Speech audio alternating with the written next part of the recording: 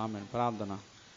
వాక్యం అనుగ్రహించిన దేవా, మేము నీ వాక్యాన్ని ఇప్పుడు వివరించుకొని పోతున్నాము. ప్రతి వారికి కావలసిన వర్తమానం అందించము. మా జ్ఞానం వెలిగినట్లు నీ ఆత్మ సహాయం నిమ్మని వినవించము. సమయంలో మాతో మాట్లాడండి. దేవా ఒక్కొక్కరికి కావలసిన వర్తమానం అందించి మమ్మల్ని బలపరచమని సమస్తనైనా మీరే సమకూడి జరిపించము. యేసు క్రీస్తు వారి నామమున వేడుకొనుచున్నాను పరమ తండ్రి, ఆమేన్. దేవుని ప్రియులారా, దేవనామమున మీకు శుభములు కలుగును గాక. దేవుడు మిమ్మల్ని దీవించును గాక. ఆమేన్. ఇక్కడ ఆదికాండం 14 వచనంలో అబ్రహాము తమ్ముడైన లోతు అని చెప్పేసి కనబడుతుంది. ఈ లోతు మరి వరుసకు ఎవరంటే అబ్రహాము కుమారుడే, అనగా తమ్ముడు యొక్క కుమారుడే. కానీ బైబిల్ భాషలో మాత్రం తమ్ముడిగా ఎంచబడ్డాడు. అబ్రహాముకి తమ్ముడిగా ఎంచబడ్డాడు. అయితే లోతు అనగా ముసుగు అని అర్థం. చెప్పండి, లోతు అంటే ఏంటండి? ముసుగు. ఈ లోతు కుటుంబము, లోతు కుటుంబం లోతుగా దిగిపోయింది. ఎక్కడికి? లోకంలోకి లోతుగా దిగిపోయింది. లోతు జీవితము ఆయన పేరు దగ్గర ముసుగు వేయబడింది. లోతు కుటుంబం కూడా లోకం చేత కప్పబడింది. అబ్రహాముతో ఉండటం వల్ల లోతు నీతిమంతుడు అయ్యాడు. కానీ ఈ లోకములో ఉన్న ఉరులు తప్పించుకోలేక కుటుంబం అంతటిని పోగొట్టుకున్నాడు. ఎందుకు పోగొట్టుకున్నాడు కుటుంబం అంతటిని అనుకుంటే, ఈ లోక ఉరులు తప్పించుకోలేకపోయాడు. ఈ లోకం ఎంతో భయంకరమైనది. లోకంలో మనకు అనేక వ్యాధులు, శోధనలు, శ్రమలు, కష్టాలు, ఇబ్బందులు, కరువులు, చిక్కులు, దెయ్యాలు, భూతాలు, అనేక రకాల ఇబ్బందులు ఉంటాయండి. వీటిని తప్పించుకోలేక అనేక మంది ఈ రోజుల్లో మనం కరోనా వ్యాధి తప్పించుకోలేక చాలామంది మరి మరణించిన వారు ఉన్నారు. ఈ లోకంలో అనేక రకాల వాటి వల్ల తప్పించుకోలేకపోయిన వారు ఉంటారు. శోధనలు వస్తుంటాయి, భయంకర శోధనలు, తప్పించుకోలేని స్థితి. కాబట్టి లోతు కూడా ఈ లోక ఉరులు, లోకములో ఉన్న అనేక రకాల ఉరులు, అంటే ఉరి మనిషిని ఎలాగైతే తీసేస్తుంది ప్రాణం, అలాంటి ప్రాణాలు తీసే శోధనలు భూలోకాలు వస్తుంటాయి మనకి. కాబట్టి తప్పించుకోలే కుటుంబం అంతటిని పోగొట్టుకున్నాడు. ఈ లోతు కుటుంబం యొక్క లక్షణాలు ఏమిటి అని మనం ధ్యానిస్తే, ఆదికాండం 12:4 చదువుకున్నప్పుడు, ఆదికాండం 12:4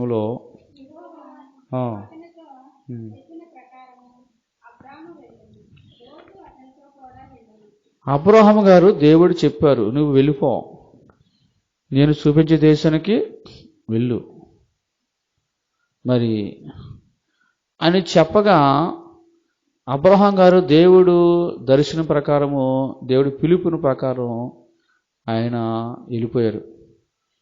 వెళ్ళిపోయినప్పుడు లోతు కూడా వెనకాల వెళ్ళిపోయాడు. లోతుకి దేవుని యొక్క దర్శనం లేదు, దేవుని యొక్క పిలుపు లేదు, దేవుని ఏర్పాటు లేదు. ఎందుకు లేదు అని మనం ఆలోచిస్తే, ఆయన దేవుడితో సంబంధం తక్కువ. దేవుడితో సంబంధం తక్కువైన వారితో దేవుడు మాట్లాడలేం, కుదరదు. దేవుడి పిలుపు ఉండదు, దేవుడి యొక్క దర్శనం రాదు వారికి. ఎందుకంటే దేవుడితో సంబంధం తక్కువ కాబట్టి. దేవుడితో సంబంధం తక్కువ కాబట్టి దైవ దర్శనం రాలేదానికి, దేవుని పిలుపు రాలేదు. అందుకే ఎవరి మీద ఆధారపడ్డాడంటే, లోతు అబ్రహాం మీద ఆధారపడ్డాడు, కానీ లోతు మీద, దేవుడి మీద ఆధారపడలేదు. పూర్తిగా అబ్రహాం మీద ఆధారపడి అమ్మడించాడు. అందుకే అబ్రహాం తెలిపాడు, కానీ దేవుడు పిలిపేయటన్నది ఆయన గ్రహించలేకపోయాడు. దేవుడు కూడా మనకు కూడా ప్రత్యేకంగా ఒక దర్శనం, దేవుడు మనతో కూడా మాట్లాడాలి. ఒకరు చెప్పడం కాదని, మనకు కూడా స్వయంగా దేవుడు మనతో మాట్లాడాలి. అది మనం నేర్చుకోవాలి. పాస్టర్ గారు నా కోసం దేవుడు ఏం చెప్పారు చెప్పండి అంటారు చాలామంది. పాస్టర్ గారు నా కోసం దేవుడు ఏం చెప్పారు చెప్పండి అంటారు. అంటే పాస్టర్ గారి మీద ఆధారపడతారు, ఎవరి మీద ఆధారపడరు? దేవుడు ఏం చెప్తున్నాడు అనేది కూడా పరిశీలించరు. నా కోసం ప్రార్థన చేయండి, నా కోసం దేవుడు ఏం చెప్తారో చెప్పండి అంటారు. ఎవరిని? ఆశగానో లేకపోతే సంఘాన్ని కూడా అడుగుతుంటారు. కానీ మధ్యవర్తిని అడుగుతున్నారు, మధ్యన ఉన్నవా అని అడుగుతున్నారు, కానీ ఎవరిని అడగట్లేదండి. అంటే వారు వీరిని అడుగుతున్నారు కానీ దేవుడిని అడగట్లేదు. దేవుడితో కూడా మనకి ఏముండాలి? సంబంధం ఉండాలి. దేవుడు కూడా మనతో మాట్లాడాలి. మాట్లాడంటారు దేవుడు. అందరితో మాట్లాడరంటారు, కొంతమందితో మాట్లాడతారు దేవుడు. దేవా నాకు కనబడుము అందరికీ, దేవా నాతో మాట్లాడము అందరితోనూ. మా దేవుడు అందరితో మాట్లాడతారండి. ఏమండి బాబు, మా దేవుడు ఇశ్రాయేలుతో మాట్లాడదాం అనుకున్నారట. వారేమన్నారు? వద్దు బాబు, మాతో మాట్లాడొద్దు, దేవుడు మాతో మాట్లాడదు, మేము చచ్చిపోతాం బాబు, అది నువ్వే మాట్లాడు దేవుడితోటి, నువ్వు మాట్లాడి మాకు చెప్పు అన్నారట. ఎవరితోటి? మోషేతో. దేవుడు మాట్లాడదాని వస్తే ఆయన వద్దు అంటున్నారు వాళ్ళు. కొంతమంది విశ్వాసులు అలా ఉంటారండి, దేవుడు మాతో మాట్లాడకూడదు బాబు. దేవుడు ప్రతి ఒక్కరితో మాట్లాడడానికి చూస్తారండి. లోతు కూడా దేవుడితో మాట్లాడడానికి, దేవుడితో మాట్లాడే సంబంధం లేదు. అందుకే ఎవరిని వెంబడించాడు? అబ్రహాముని వెంబడించాడు. అబ్రహాం గారు ప్రవక్త, మంచి భక్తుడు. అయితే ఎంత భక్తుడైనా ప్రవక్త అయినా కానీ మనం దేవుడితో సంబంధం పెట్టుకోవాలి. ఇంకా మధ్యన దేవుడికి లేకుండా మధ్యన వారితో సంబంధం పెట్టుకోకూడదు. పెట్టుకోవచ్చు కానీ అంతకన్నా ఎక్కువ ఎవరితో పెట్టుకోవాలి? దేవుడితో పెట్టుకోవడం. 2 దినవృత్తాంతములు 20 చదువుకున్నప్పుడు 2 దినవృత్తాంతులు 20 చదవండి ఒకసారి. 2 దినవృత్తాంతులు 20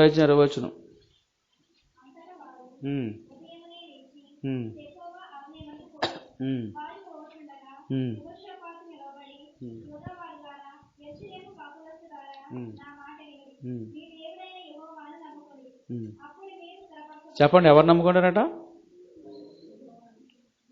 దేవుడిని యెహోవాను నమ్ముకున్నప్పుడు మీరు ఏమవుతారట? ఇస్సాకు గారు అంటారు, యెహోవాను నమ్ముకుంటాను నేను, యేసుప్రభుని నమ్మను అంటాడు. మా కలక నేను యేసుప్రభు అని యెహోవాను ఒకటే. పాత నిబంధన పేరు ఏంటి చెప్పండి? యెహోవా. కొత్త నిబంధన పేరు ఆయన వచ్చాడు భూమి మీదకి. కాబట్టి మరి యెహోవాను నమ్ముకొనుడి, అప్పుడు మీరు ఏమవుతారట? స్థిరపరచబడతారు. తర్వాత చదవండి. ఆయన ప్రవక్తలు నమ్ముకొనుడి, కృతార్థులవుతారు కానీ స్థిరపడలేరు. పూర్తిగా స్థిరపడాలంటే ఎవరి మీద ఆధారపడాలి?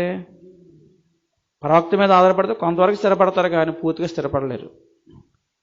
లోతు కూడా ఎవరి మీద ఆధారపడ్డాడంటే పూర్తిగా అబ్రహాం మీదే. దేవుడితో సంబంధం తక్కువ అండి. దేవుడితో కూడా మనం మాట్లాడాలి, దేవుడు మనతో మాట్లాడాలి. మనుషులతో కాదండి, దేవుడు కూడా మనతో సంబంధం ఉండాలి. కలుపుకోవాలన్నమాట, మనం దేవుడితో సంబంధం పెట్టుకోవాలి మనం. కాబట్టి అందుకే లోతు అబ్రహాం మీద సమృద్ధి మీద ఆనుకున్నాడు. యెహోవాను నమ్ముకుని అబ్రహాం సమృద్ధి మీద ఆనుకున్నాడు కానీ ఏర్పాట్లు స్థిరపడలేకపోయాడంటే పూర్తిగా దేవుడి మీద ఆధారపడలేకపోయాడు. ఈరోజు దేవుడు నమ్ముకుంటాం, విశ్వాసం మనం మనుషులు నమ్ముకుంటామా? దేవుడిని నమ్ముకుంటే ఆయన మేఘం ఎక్కిస్తారండి. మనుషులు నమ్ముకుంటే ఏం చేస్తాం? మనుషులు టైం చూసి ఏం చేస్తారు? అమ్మేస్తారన్నమాట. అందుకే దేవుడు అంటాడు చూసారా, మనుషులు నమ్ముకున్నట్టు కంటే యెహోవాను ఆశ్రయించటం మేలు, రాజులు నమ్ముకున్నట్టు కంటే యెహోవాను ఆశ్రయించుట మేలు. కొంతమంది పూర్తిగా మనుషుల మీద ఆధారపడిపోతారు. అది పాస్టర్ అవ్వచ్చు, లేదా ప్రవక్త అవ్వచ్చు, ఎవరైనా దేవుడి మీద మనుషుల మీద ఆధారపడతారు, భక్తుల మీద ఆధారపడిపోతారు. పూర్తిగా 100% కొంతవరకు ఆధారపడవచ్చు కానీ ముఖ్యమైన ఆధారం ఎవరు చెప్పండి? దేవుడే. దేవుడి మీద పూర్తిగా ఆధారపడాలి మనం ఇప్పుడు కూడా. ఏమండి, ఇప్పుడు ఈయన లోతు కుటుంబం అబ్రహామును ప్రేమించింది కాదు కానీ అబ్రహాం సంపదలు ప్రేమించిందట. ఆయన యొక్క సంపదలు చూసి ఏమండి వెంబడించింది. కాబట్టి దేవుని పిల్లరా, అందుకు మన జీవితంలో దేవుడితో సంబంధం చాలా ముఖ్యం మనకి.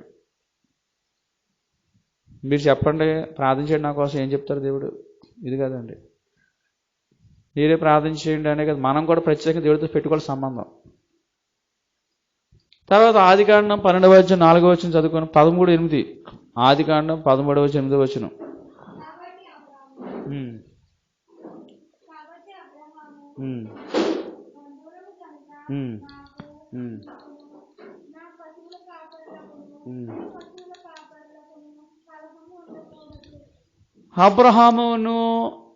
అబ్రహాము చిన్నప్పటి నుంచి పెంచాడు.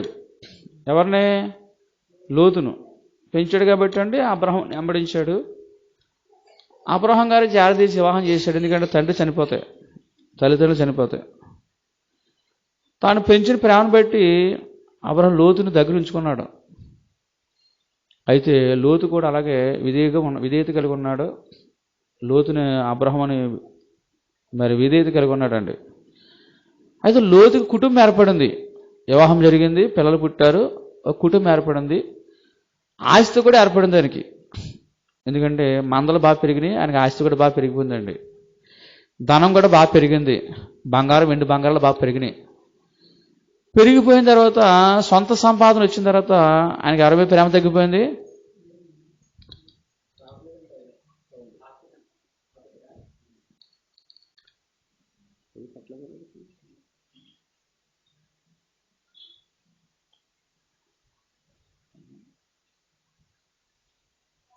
లైట్గా పెట్టండి.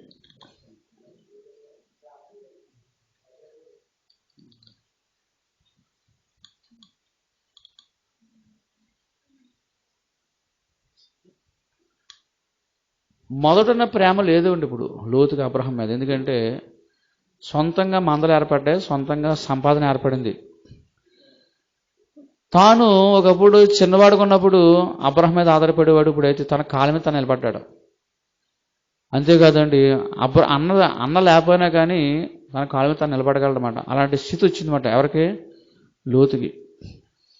బతుకు తెరుగులో బాగా సంపాదించుకుని ఎలాంటి పరిస్థితి అయినా తట్టుకునే జ్ఞానం కూడా వచ్చేసింది లోతుకి. ఈ జ్ఞానం వచ్చిన తర్వాత వీరు ఎక్కడికి వెళ్ళిపోయారు? ఇప్పుడు ఐగుప్తుకి వెళ్ళిపోయారు. ఐగుప్తులో అక్కడ చూశాడు. అక్కడ ఐగుప్తు ప్రాంతం అంతా చూసినప్పుడు ఐగుప్తులో ఏమైనా స్వార్థం ఉంది, అసూయ ఉంది, కలహం ఉంది. ఏమండి? ఎవరి స్వార్థమాలు చూసుకుంటున్నారు అక్కడ. ఎవరు బాగు వారు చూసుకుంటున్నారు. ఒకరు బాగు కోసం ఆధారపడే ప్రేమలు లేవు అక్కడ. అది చూశాడు. నిజమే కదా, వీరంతా చక్క ఎవరు బతుకు బతుకుతున్నారు, ఎవరి సంపాదన వారిదే. మనమైతే ఇద్దరు కలిసి సంపాదించుకుంటున్నాం, ఇద్దరే పంచుకుంటున్నాం. అలా కాదు, వేరుగా ఉంటే ఎక్కువ సంపాదించుకోవచ్చు కదా.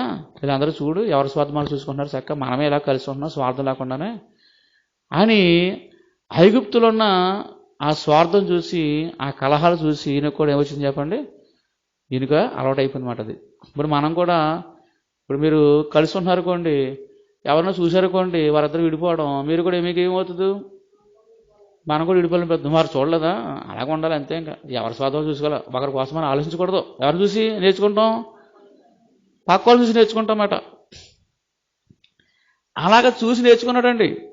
అందుకు దేవుడు అంటాడు, మీరు ఎవరితో సహవాసం చేయొద్దు, లోకంతో సహవాసం లేదు. లోకం బుద్ధులు, లోకంలో స్వార్థం ఉంటుందండి, అసూయ ఉంటుంది, ప్రేమ ఉండదు, లోకల్ కలహాలు ఉంటాయి. చూసి మనం కూడా నేర్చుకోవచ్చు. అక్కడికి వెళ్తే మనం కూడా అలవాటైపోద్ది మనకు అది.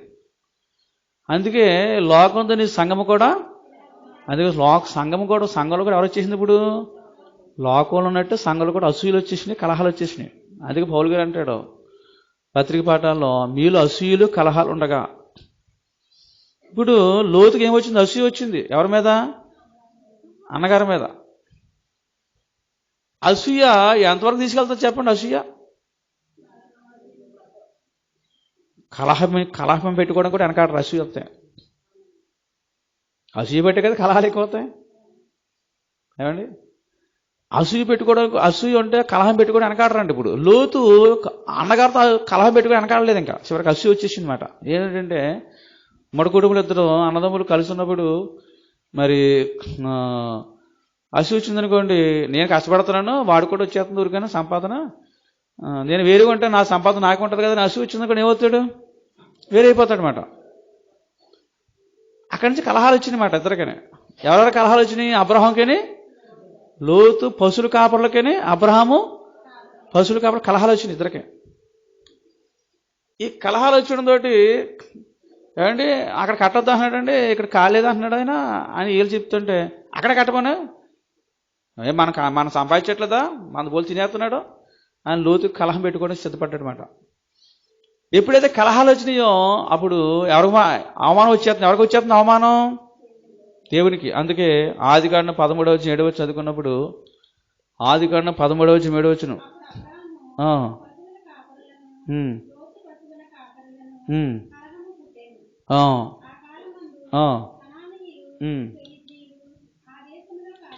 కనానీయులు పెరిజ్జీయులు అన్యులండి. దేవుడు అంటే వారికి తెలియదు, యెహోవా దేవుడు అంటే వారికి తెలియదు. తెలుసు కానీ ఈ నమ్ముకున్న వారికి అబ్రహాం లోతు యెహోవాను నమ్ముకుంటున్నారు, వారు వేరే దేవుళ్ళు నమ్ముకుంటున్నారు.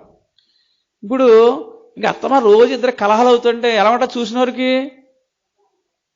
బాధ కదండి. ఎవరికి అవమానం? ఎవరైనా కలహాలు పెట్టుకుంటే బాధ ఎందుకు ఉంటుందండి? సంతోషం ఉంటుంది. కానీ లోకల్ ఉన్న వారికి ఏముంటుంది చెప్పండి? భలే దెబ్బలాడుకుంటారు, భలే భలే భలే భలే అంటారు. అండ్ ఎడదీస్తారా, అదే కలుపుతారా, ఇంకో ముక్క ఇంకోటి ఏమండి ఇంకోటి వేస్తారు, కానీ ఏమండి కలపరు. కానీ అవమానం ఎవరికి? దేవుడిని నమ్ముకున్న వారు దెబ్బలాడుకుంటే అవమానం దేవుడికి వస్తుంది. అదే ఆలోచించాడు అబ్రహాం. మన ఇద్దరు దెబ్బలాడుకుంటుంటే తమ్ముడు దేవుడికి అవమానం వచ్చేస్తుంది, ఇది బాగోదు, ఇది పద్ధతి కాదు, ఓ పని చేద్దాం అంటున్నాడు మాట. ఎందుకంటే సంఘంలో మనం దెబ్బలాడుకున్నాం అనుకోండి, సంఘస్థులు ఎవరికి అవమానం? దేవుడికి అవమానం. అందుకని ఏమంటాడు, మన ఇద్దరు రక్త సంబంధికులు, మన ఇద్దరు దెబ్బలాడుకోవడం మంచిది కదా అంటాడు ఆయన అబ్రహాం లోతుతోటి. అలాగే మనందరూ కూడా ఎవరు చెప్పండి? ఒక సహోదరులు. సంఘంలో మనందరూ ఎవరు చెప్పండి? ఒక సహోదరులు. ఈ సహోదరులు ఏం చేయకూడదు? ఒకరు దెబ్బలాడకూడదు, కలహాలు పెట్టకూడదు అండి. కలహాలు దెబ్బలాడుకున్నాండి ఎవరికి అవమానం? దేవుడిని నమ్ముకుంటారు కానీ ఇంకా అత్తమని దెబ్బలాట్లకి ఏమండి. అందుకే మాకు రాబుద్ది అవ్వట్లేదు అంటారు కూడా. కాబట్టి అవమానం వచ్చేస్తుందని, దేవుడికి అవమానం వచ్చేస్తుందని ఆలోచించాడు అబ్రహాం. ఆలోచించి ఒక మాట అన్నాడు, లోతుని పిలిచి ఏమన్నాడు చదవండి అక్కడ.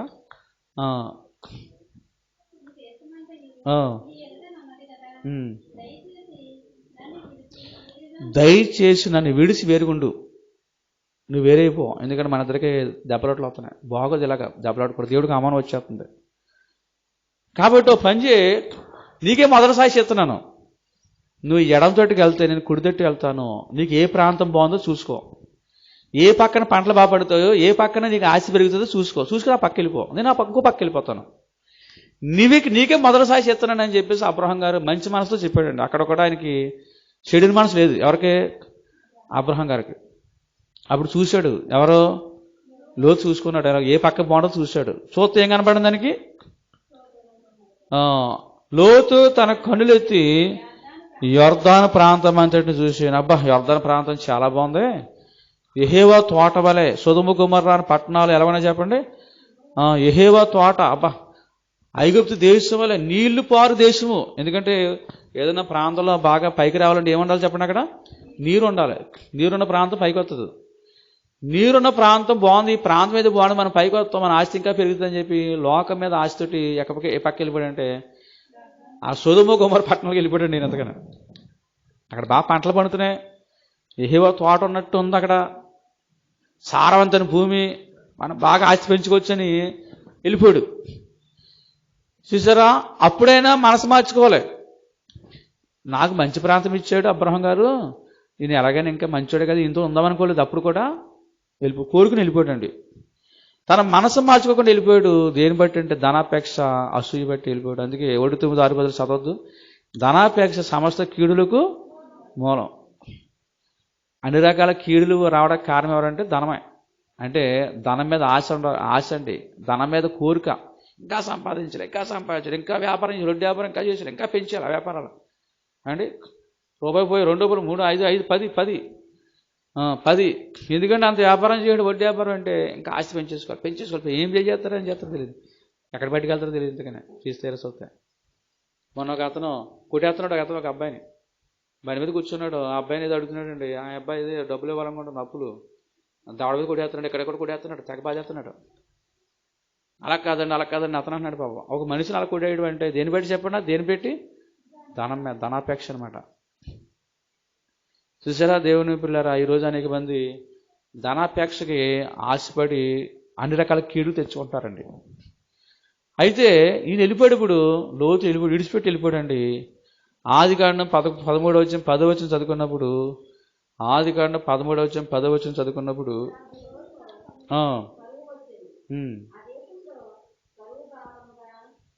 ఇలాగ ఒకరికొకరు వేరైపోయారు.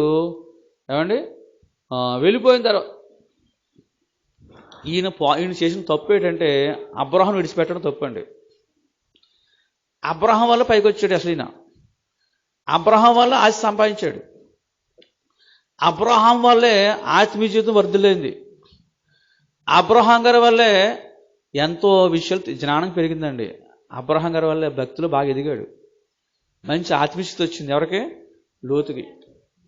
కానీ ఇప్పుడు ఇదంతా అన్నట్టుగా ఏసావు ఎలా తృణీకరించాడో జ్యేష్ఠత్వం, అలాగే ఇదంతా ఈయనంతా అని వెళ్ళిపోయాడు. అంతే తృణమాత్రంగా భావించి, ఏమండి, మందకాపురుల క్షేమం కోసం ఆలోచించి, ఏమంటే తన మందకాపురుల క్షేమం, తనకు నెమ్మది కావాలని తృప్తి కోసం ఎక్కడికి వెళ్ళిపోయాడంటే, ఏమండి, ఆయన విడిచిపెట్టి వెళ్ళిపోయాడు.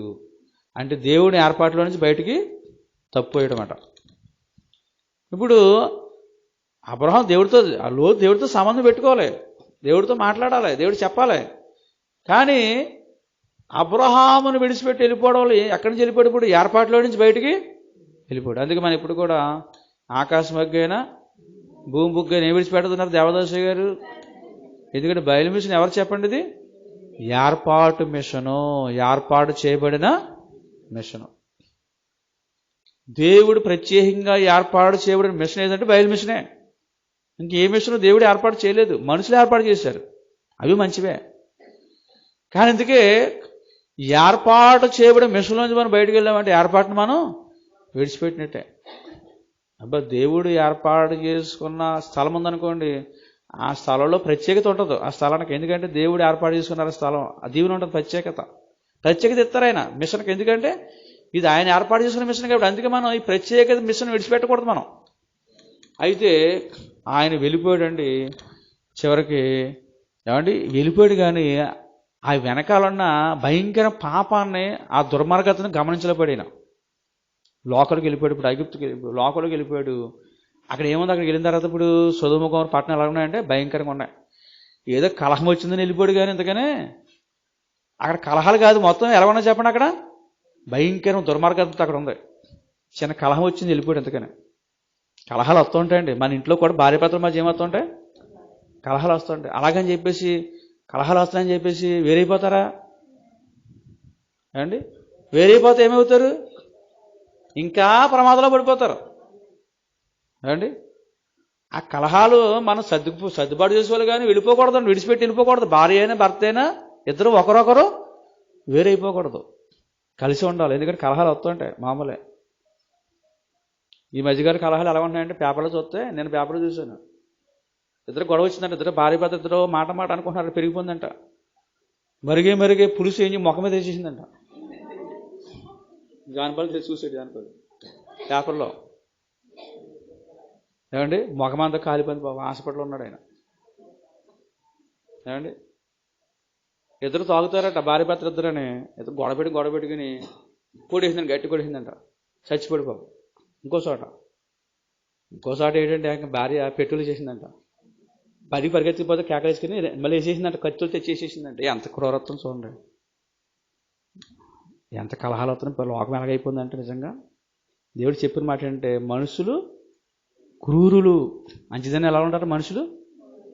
క్రూరులు. క్రూరత్వం వచ్చేస్తుంది చూసారా, ఎంత భయంకరమో చూడండి. ఇంకా భర్తలో చంపేసిన ఉన్నారు, భార్యలు, ఇలాగే అన్ని చోట్ల మొత్తం. అంటే ఈ భార్య భర్తల కలహాలు ఏమండి అంతవరకు వెళ్ళిపోతున్నాయండి. ఎంత భయంకరంగా ఉందండి ఇది పరిస్థితి. అంటే సాతాను ఎంత బలంగా పనిచేస్తున్నాడు ఇప్పుడు. ఈ పెట్టువారు ఎవరంటే కలహాలు, సాతాను. కలహాలు వస్తూ ఉంటాయండి, చిన్న చిన్న కలహాలు వస్తూ ఉంటాయి. అలాగని చెప్పేసి అవన్నీ విడిచిపెట్టకూడదు మనం. భార్యని విడిచిపెట్టకూడదు, భార్య భర్తను విడిచిపెట్టకూడదు. అడ్జస్ట్మెంట్ చేసుకోవాలి. ఏమండి, కలహాలు వచ్చిన విడిచిపెట్టి వెళ్ళిపోతే ఇంకెందుకండి. కాబట్టి దేవుని పిల్లలు అలాగే సంఘాలు కూడా ఏమవుతాయి? కలహాలు వస్తాయి. విడిచిపెట్టి వెళ్ళిపోతే లోపల ఇంకా భయంకర దుర్మార్గత ఉంటుంది. అక్కడ సంఘాలు కూడా కలహాలు వస్తుంటాయి. కలహాలు వచ్చినాయి కదా విడిచిపెట్టి వెళ్ళిపోతే లోపలికి వెళ్తే ఇంకేమంటారు చెప్పండి, అక్కడ ఇంకా భయంకరం. అది కలహాలు వస్తుంటాయి. ఎందుకంటే మనుషులు కదా మనం అందరూ, చెప్పండి ఎంతకైనా మనుషులు కాబట్టి ఏదో చిన్న చిన్న కలహాలు వస్తూ ఉంటాయి. వచ్చిన దాన్ని అడ్జస్ట్మెంట్ చేసుకోవాలి, సర్దుబాటు చేసుకోవాలి తప్ప మనం విడిచిపెట్టి వెళ్ళిపోకూడదండి సంఘాన్ని. లోతుకు తమ్ముడికి అన్నయ్యకి కలహం వచ్చింది, అన్న విడిచిపెట్టి వెళ్ళిపోయాడు. విడిచిపెట్టి వెళ్ళిపోవడం లోకంలోకి వెళ్ళిపోతే ఏం పట్టాడంటే అక్కడ భయంకరమైన దుర్మార్గతలోకి వెళ్ళిపోయాడు. అక్కడ ఎలా ఉన్న చెప్పడం పట్టణాలు, ఆ లోతు వెళ్ళిన పట్టణాలు సొదొమ గొమొర్రా పట్టణాలు ఎలాంటి బేట చాలా భయంకరమైన దుర్మార్గత ఉందంట అక్కడ. వారికి అసలు ఏమీ తెలియదు. ఎంత భయంకరులు అంటే అంత భయంకరమంతా అక్కడ ఉందంట. పాపమంతా అక్కడ ఉంది. అసలు అక్కడికి వెళ్ళిన తర్వాత బాధపడి ఉంటాడు ఈయన, అయిపోయి ఇదేంటి ఇక్కడికి వచ్చాను జరసొస్తే ఏమండి. కాబట్టి ఆ భయంకర దుర్మార్గత బట్టి, ఆ దుర్మార్గతను బట్టి అక్కడ ఏమొచ్చింది, అక్కడ దేవునికి ఉగ్రత బయటకు వచ్చేసింది అనమాట ఆ పట్టణాల మీదకి. ఆ ఉగ్రతకి ఈయన కూడా అక్కడ ఉన్నాడు, చూసారా. అయినా కానీ చివరికి అక్కడికి వెళ్ళాడండి. ఆస్తి మీద ఆస్తి వెళ్ళిపోయాడు, సెపరేట్ అయిపోయాడు. ఆస్తి నిలబడిందా? ఎవరొచ్చి ఎత్తిపోయారు ఆస్తి?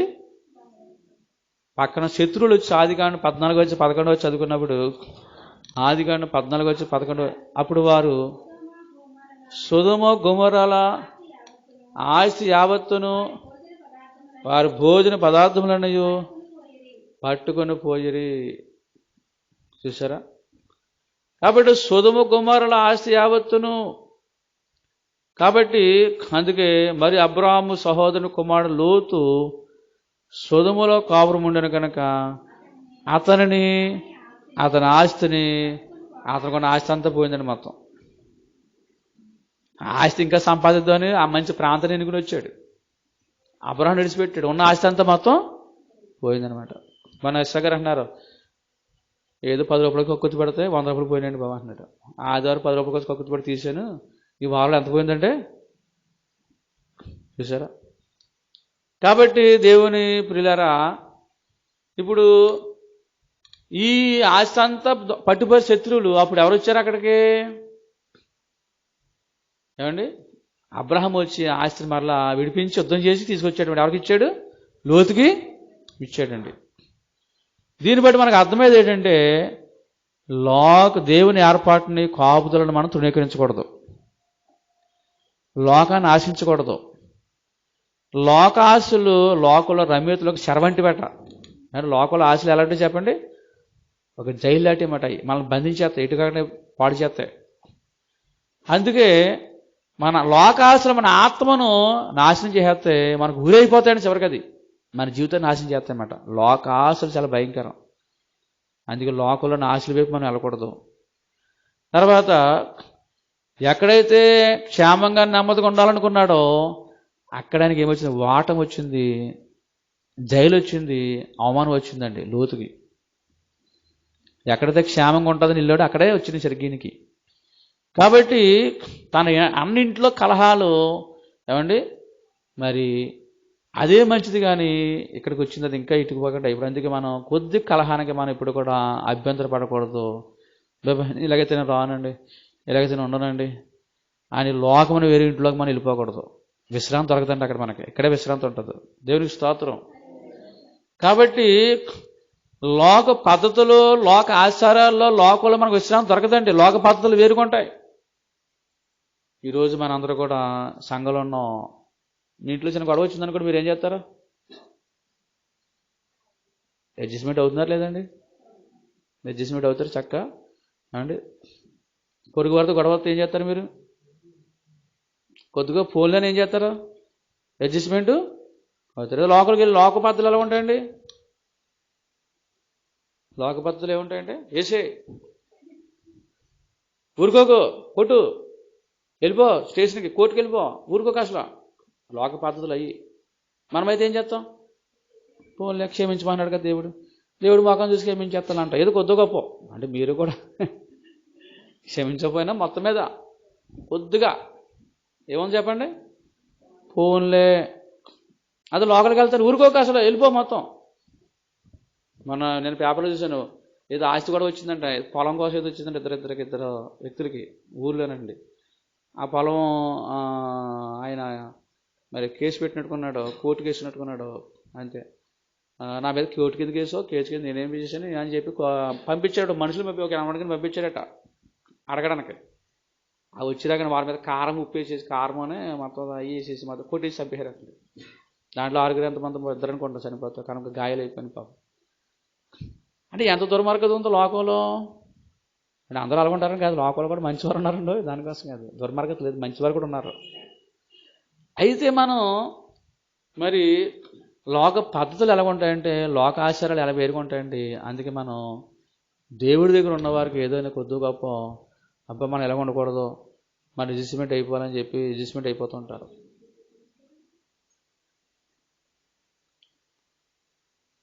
దేవుని పిల్లలు అందుకే మనం ఇప్పుడు కూడా ఎక్కడ ఉండాలి చెప్పండి? సంఘంలో ఉండాలి.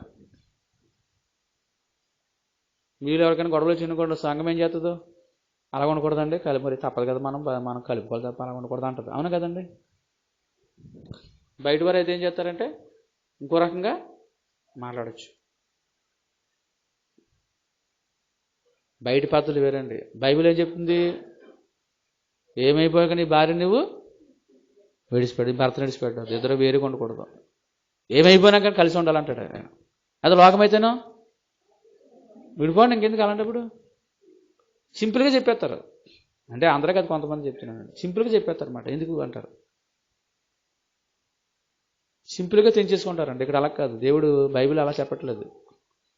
ఏమైపోయినా కానీ అండి విడిచిపెట్టద్దు, కలిసి ఉండాల, అదనమాట. అందుకే లోక పద్ధతులకు మనం అలా లోకలకు వెళ్ళామంటే అన్నీ మనకు వస్తాయన్నమాట. అవి కూడా మనం కూడా ఇంకా అలా చేస్తాం, తప్పదు, ఏం చేస్తాం. లోక పద్ధతులకు మనం ఎప్పుడు వెళ్ళకూడదండి, విశ్రాంతి దొరకదండి అక్కడ మనకి. కాబట్టి ఒక భార్య భర్తలు ఉన్నారండి. భార్య అనేది నేను ఉన్నాను కలిసి ఉండను అనేది ఆవిడ. నేను వేరైపోతాను అంటే నేను ఇవ్వడినప్పుడు అలా కాదండి, మనం దేవుడిని నమ్ముకుని అలా ఉండకూడదు, ఆయన మారతాడండి, ఎందుకు కంగారు పడకండి, ఎందుకు మారతాడు, మీకు ఎందుకు అలా ఉండకండి బాబు, అలా చేయకండి, మనం అడ్జస్ట్మెంట్ చేసుకోవాలి తప్ప అని ఇవ్వండి. కొన్నాళ్ళకి ఇద్దరు కలిసి ఉంటున్నారండి, చక్కగా ఒకరంటే ఒక ప్రాణం అన్నమాట. ఆవిడ మాటలు చూస్తుందండి అలాగే అనిపించిందండి, నాకు కుదరదండి, ఎందుకు పడదండి, ఇంకా మా ఇద్దరికి కుదరదండి, సంబంధం తప్పదండి, కుదరదు పాస్ గారు అంతే అనేది ఆవిడ. పేరు చెప్పను కానండి, ఇక్కడికి ఊరు కదలండి ఏమండి. కానీ రోజు వారిద్దరు కూడా ఒకరంటే ఒకరికే ప్రాణం అన్నమాట. అంత ప్రేమ కలిగి ఉంటున్నారంటే కాన్వర్ట్. ఆ రోజు లోకమైతే ఏమంటుందండి, అది అందుకే లోక పద్ధతులు వేరే ఉంటాయండి, లోకాచారాలు వేరుగా ఉంటాయండి. అక్కడ విశ్రాంతి దొరకదండి. వారికి విశ్రాంతి ఉంటుందండి నిజంగా విడిపోతే విశ్రాంతి ఉంటుందా? ఈరోజు చక్క విశ్రాంతిగా ఉన్నారండి, సంతోషంగా ఉన్నారు. దేవుని పిల్లరా, క్రైస్తవ సంఘం మనకి ఏమవుతుందండి, విశ్రాంతి ఇస్తుందండి. అందుకే మనం సంఘమే మనకు ఆధారం అని చెప్పేసి ఇక్కడ మనకు దేవుడి సంఘం అంటే దేవుడి సంఘం కాబట్టి, దేవుడు ఉండి ప్రదేశం కాబట్టి ఇప్పుడు ఆస్తిపాస్తులన్నీ ఎత్తిపోయినప్పుడు అబ్రహాం గారు మళ్ళీ విడిపించి తీసుకొచ్చినప్పుడు ఏం చేయాలి? లోతు అన్నా నీ దగ్గరికి వచ్చేస్తాను, ఇంకా నేను విడిచిపెట్టి వెళ్ళిపోయింది, నాకు ఆస్తి అంతా పోయింది, మళ్ళీ నువ్వు తీసుకొచ్చావు, నీతో ఉంటాను అనుకోను కదా. అప్పుడైనా మనసు మార్చుకున్నాడా? అప్పుడు మనసు మార్చుకోకుండా మళ్ళీ ఏం చేయడు, మళ్ళీ వెళ్ళిపోయాడు. మళ్ళీ ఆస్తి రాగానే మళ్ళీ ఆయనతో కలవలేదండి, వేరైపోయాడు. అంటే ఒకసారి లోకాసుడు లొంగినవాడు, లోకాన్ని అనుభవించిన వారు తిరిగి ఎరపట్లోకి రావడం అంటే చాలా కష్టం. ఇప్పుడు మీరు విడిచిపెట్టి వెళ్ళిపోనుకోండి దేవుడిని, మళ్ళీ దేవుడి దగ్గర రావడం అంటే చాలా కష్టమే కదండి, కష్టమే. ఎందుకంటే లోక పద్ధతులన్నీ కూడా ఎలా ఉంటాయి, అలవాటు పడ్డామంటే మందుకు అలవాటు పడితే మానలేరు, ఇంకా లోకానికి అలవాటు పడితే మనం మానలేమండి. ఇంకా ఇక్కడ ఎంత బాగున్నా కానీ అక్కడే ఆ దెబ్బరాట్లతో ఉంటాం, ఇంకా అలాగే చచ్చిపోతాం. కానీ రాబుద్దు అనమాట. ఇంకా అలవాటు పడ్డామంటే, లోకంలోకి వెళ్ళామంటే అలవాటు పడ్డామంటే ఇంకా రాబుద్దు అవుతుంది. ఇంకెంతమంది చెప్పినా రాబుద్దు అవుతుందండి. మందు ఎంత ప్రమాదమో అండి, మందుకు అలవాటు పడ్డవారు మానలేరు. అలాగే మన లోకానికి అలవాటు పడ్డామంటే, పద్ధతులు అలవాటు పడ్డామంటే మనం రాలేమండి ఇంకా దేవుడి దగ్గరికి. అందుకే మనం ఏమి చేయకూడదు, విడిచిపెట్టి వెళ్ళకూడదు. దేవునికి స్తోత్రం, హల్లెలూయా, మరణాత. ఈ లోతు చరిత్ర బట్టి మనకి ఏం అర్థమవుతుంది, లోకంలోకి వెళ్ళిన వాడు మళ్ళీ బయటకు దేవుడి దగ్గర రాలేడని చెప్పి అర్థమవుతుంది. అందుకే హెబ్రీ రాసిన పత్రికలు మనం చదువుకుని మన ముందుగా ఉంటే, హెబ్రీ రాసిన పత్రికలో 11:24 వచ్చి చదువుకున్నప్పుడు, హెబ్రీ 11:24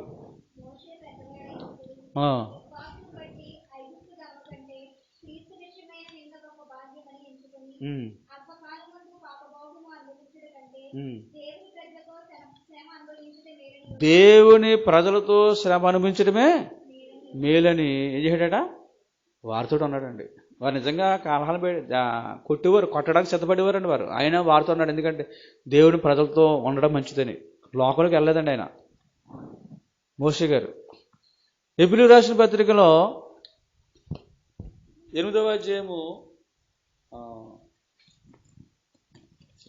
అధ్యాయములో మనం చదువుకున్నప్పుడు 8 కాదండి 6వ అధ్యాయము 5వ వచనం 4వ వచనం 6వ అధ్యాయం 4వ వచనం. ఒకసారి వెలిగింపబడి పరలోక సంబంధం వరము రుచి చూసి పరిశుద్ధాత్మలో పాలువారే దేవుని దివ్యవాక్యమును రాబో యుగ సంబంధమైన శక్తుల ప్రభావమును తప్పిపోయిన వారు దేవుని శక్తిని పొందుకొని, దేవుడి దర్శనాలు పొందుకొని, దేవుడి చేత వెలిగించబడి పరిశుద్ధాత్మలో పాలుపారువారే దేవుని వాక్యాన్ని బాగా తెలుసుకుని దేవుని శక్తిని సంపాదించిన తర్వాత అంత స్థితిలోకి వెళ్ళిన తర్వాత తప్పిపోయిన వారు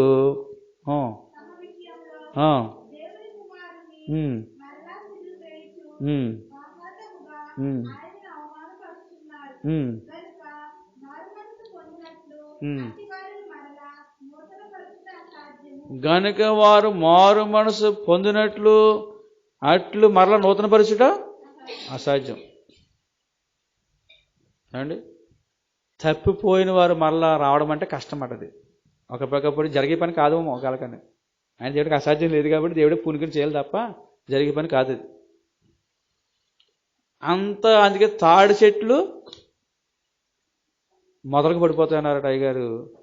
అంత భక్తులు ఎదిగిన వారు కూడా పడిపోయే స్థితి అనమాట. ఈ కాలం అలాంటి కాలం అండి అది. అందుకే భక్తులు ఎదిగిన మనం ఏం చేయకూడదు చెప్పండి? పడిపోకూడదు. చాలా జాగ్రత్తగా ఉండాలి మనం. తాడి చెట్టు పడిపోయిందంటే తిరిగి లేస్తుందంటారా? లేవదు. ఇంకా తాడి చెట్టులాగా ఎదిగి, తాడి చెట్టు అంటే దేనికి సాదృశ్యం అంటే విశ్వాసానికి సాదృశ్యం. అంత ఎదిగి పడిపోతే మనల్ని తిరిగి లేవలేమండి. కాబట్టి దేవుని పిల్లలు అందుకే లోకంలోకి వెళ్ళామా రాలేము. ఇంకా ఈరోజు చాలామంది లోకంలో కలిసిపోయిన వారు అనేక ఉన్నారండి సంఘంలో నుంచి. మీరు ఎవరైనా వెళ్ళిపోతారేమో కలకని అంటే మీ వెళ్ళిపోతారని కాదంటే మీ కుటుంబ సభ్యులు కానీ లోకానికి టచ్లో ఉన్నారేమో, మెల్లిమెల్లిగా వెళ్ళారంటే రావడం కష్టమైపోద్ది ఇంకా ఏమండి. కాబట్టి దేవుని పిల్లరా, కాబట్టి ఈరోజు మనం లోకాన్ని మనతో సంబంధం తెగట్టుకోవాలి. అందుకే లోకతుడి సంఘము కూడా ఏకమైపోయింది. ఏం చేస్తానంటున్నారు అయ్యగారు, ఎంతో బాధపడ్డారండి. ఈ లోతు కుటుంబం రాలేదు అబ్రహాం దగ్గరికి, అలాగే ఉండిపోయారండి. చివరికి లోతు కుటుంబ చరిత్ర కోసం మనం ధ్యానిస్తే ఏమండి, లోతు కుటుంబ చరిత్ర ఎలాగుంది? లోతు ఎవరికి ఆతిథ్యం ఇచ్చాడు? కాదు, అది ఎవరికి ఇచ్చాడు చెప్పండి? దేవదూతలకు ఇచ్చాడు. అబ్రహాం ఎవరికి ఇచ్చాడు? త్రియేక దేవునికి. ఏమండి, త్రియేక దేవునికి ఆతిథ్యం ఇవ్వాలంటే మాటలు కాదండి, దానికి చాలా భక్తి ఉండాలి. లోతు భక్తి ఎలాంటిదంటే దేవదూతలకు ఇచ్చే భక్తి తప్ప దేవుడికి ఇచ్చే భక్తి కాదన్నమాట. అంత స్థితి లేదానికి. ఏమండి, ఆయన భక్తి అంతంత మాత్రమే, అంత గొప్ప ఇష్టానికి లేదు. చూసారా దేవుని ప్రియులారా, ఇప్పుడు మరి లోతు విందుకిని దేవుడు అబ్రహాం గారి విందుకి తేడాడు చెప్పండి. అబ్రహాం గారి విందు ఎలాగిచ్చాడు? మంచి విందు ఇచ్చాడు అబ్రహాం గారు త్రియేక దేవునికి. విందు ఇచ్చినప్పుడు ఎంతమంది చేశారు? అక్కడ విందులో ఎంతమంది పాలు పొందారు? భార్య, పనివారు, అబ్రహాం గారు పాలు పొందారు. లోతు విందు ఇచ్చినప్పుడు ఎంతమంది పాలు పొందారు విందులో? భార్య కూడా పాలు పొందినట్టు అక్కడ మనకు కనపడదు. లోతు అక్కడే. అంటే కుటుంబం అంతా పాలు పొందలేకపోయింది. ఏమండి, అబ్రహాం గారు ఏమి ఇచ్చాడు విందులోను? ఏం పెట్టాడు విందులోను? ఆవు, తర్వాత మంచి ఆవు, మంచి లేత దూడ, వెన్న పాలు మంచి మెత్తని పిండి పిసుకు రొట్టెలు చేర్చాడు. మరి లోతు ఏం పెట్టాడు విందు? చదివితే మీకు అర్థమవుతుందండి. ఆదికాండం 19వ అధ్యాయం 3వ వచనం అనుకుంటాను. ఆదికాండం 19వ అధ్యాయం 3వ వచనం.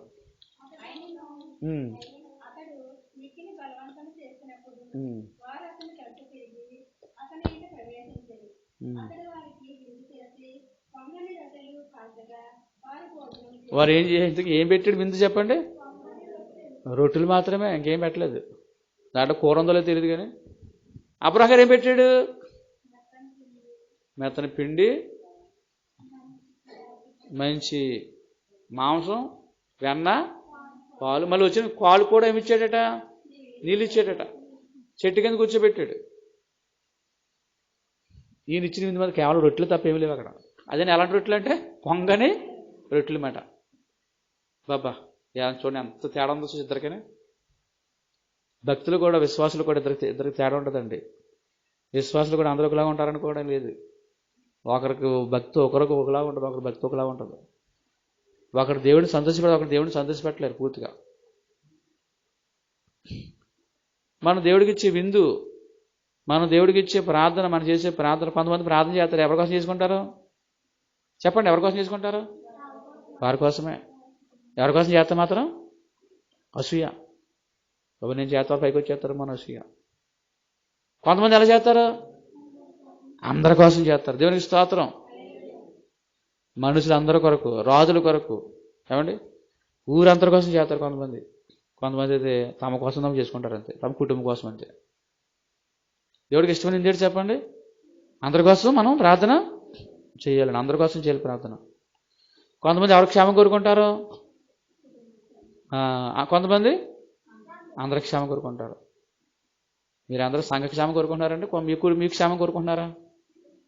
మా సంఘం అంతా బాగుండాలనుకుంటున్నారా? లేదా మేము బాగుంటే చాలనుకుంటున్నారా? అయితే సెలవుతున్నాడు. కాబట్టి దేవుడికి ఇచ్చి విందు ఎలా ఉండాలంటే అబ్రహాం గారు అందరూ క్షేమం కోరుకోవాలండి. మనం ఒకరి క్షేమం కోరుకుంటే లోతు వల్ల అయిపోతాం మనం. లోతు అలా కాదండి. కాబట్టి దేవుని పిల్లారా, ఇప్పుడు మరి తర్వాత ఇక్కడ మనం చదువుకుంటే పొంగనవి దేనికి స్వాధీనం? నూనె రొట్టెలు మాట. అంటే పరిశుద్ధాత్మ లేని విందు ఇచ్చాడనమాట. అంటే పరిశుద్ధాత్మ చేయలేదండి, జ్ఞానంతో చేసాడు అంతే విందు.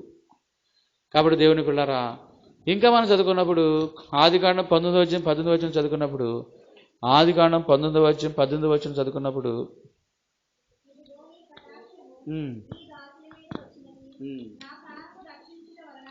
ఆస్తిని కాపాడుకోవడం సొదొమ గోమొర్రాకి వెళ్తే అక్కడ ఏమొచ్చింది? ఇప్పుడు ఆస్తి ఆయన పట్టణం అంతా కాలిపోతుందండి. కాలిపోయినప్పుడు దేవుడు కనికరించి లోతుని బయటికి వచ్చామన్నారు. అసలు లోతు బయటకు రావడానికి కారణం ఎవరు చెప్పండి? అబ్రహాం గారు ఇచ్చిన ప్రార్థనే లోతుని కాపాడింది, అందుకేం కాదు. లేదా అబ్రహాం గారు లోతు దాంట్లో కాలిపోతుందండి. అలాగా అబ్రహాం గారు దొంగలు ఎత్తిపోయినప్పుడు, శత్రువులు ఎత్తిపోయినప్పుడు తీసుకొచ్చాడు. పట్టణం కాలిపోతున్నప్పుడు కూడా అబ్రహాం ఏం చేశాడు? విజ్ఞాపన చేసి కాపాడేటమాట. ఎవరిని కాపాడు? లోతుని. అంటే లోతు వెనకాల ఎవరి ప్రార్థన ఉంది? అబ్రహాం గారి ప్రార్థన చాలా మట్టి కాపాడింది. లోతుని కాపాడింది అబ్రహాం గారు మెయిన్. అది లోతు అయిపోతుందండి, లోతు పని అయిపోయింది. చూసారా? అందుకే మనం ఎప్పుడు కూడా ఏమండి సంఘంలో ఉంటే మన కోసం ప్రార్థన చేసేవారు ఎవరుంటారు? సేవకులు ఉంటారు. పాస్టర్ గారు ఏం చేస్తారు? ప్రార్థన చేస్తారు. అంటే సంఘం ఏం చేస్తుందో? ప్రార్థన చేయరా? మీరు చేయట్లేదా? సన్నిధి బరులు ఏం చేస్తారు? సన్నిధి బరులు 7 సన్నిధి బరులు ఏం చేస్తారు? అంటే చేస్తున్నారా? చేయట్లేదా? చేస్తాం. బాధ్యత కలిగి మనం చేస్తాం. ఎందుకంటే అదే సంఘంలో అయిపోతుంది. మనం పట్టించుకుంటామా? పట్టించుకున్నా కానీ అంత పూర్తిగా కాకపోవచ్చు. కాబట్టి మనం పట్టించుకున్నా కానండి ఒక ప్రత్యేక ఒక స్థితి. కాబట్టి అబ్రహాం గారు లోతు కోసం ప్రత్యేక ప్రార్థించాడు. కాబట్టి దేవుడు కాపాడాడు. కాపాడిన తర్వాత బయటకు తీసుకొచ్చిన తర్వాత దేవుడు ఏమన్నారు చెప్పండి? అక్కడ ఏమన్నారు?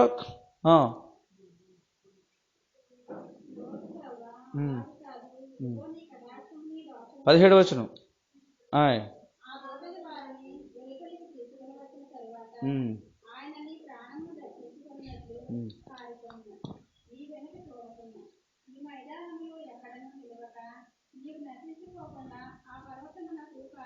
ఆ పర్వతానికి పొమ్మని చెప్పాడట. చెప్పాడు. అక్కడ చెప్పాడు. దేవుడు ఏమన్నాడు? లోతు, నువ్వు ఆ పర్వతానికి వెళ్ళిపో.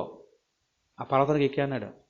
అంటే దేవుడు ఏమండి పెద్దదే ఇచ్చాడండి, పెద్ద అవకాశం ఇచ్చాడు. ఆయనకి పెద్ద అంతస్తులోకి తీసుకెళ్తామని ఆయన్ని పర్వతానికి ఎక్కమన్నాడు, పర్వతానికి వెళ్ళిపోమన్నాడు. లోతు ఏమన్నాడు అప్పుడు?